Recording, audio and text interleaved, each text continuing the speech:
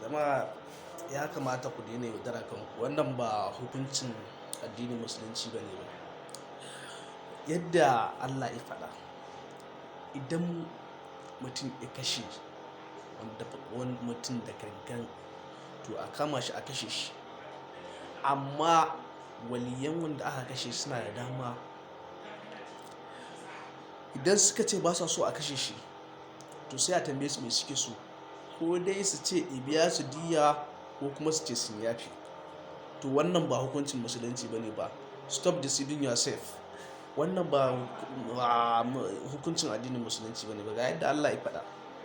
Saboda haka wannan ku daina cewa ya yi haka Allah ya ce haka Allah ya ce. Ba haka bane ba. Saboda su waliyan wanda aka kashe masu sun ce masu yafe ma ba masu suka yi ƙara ba.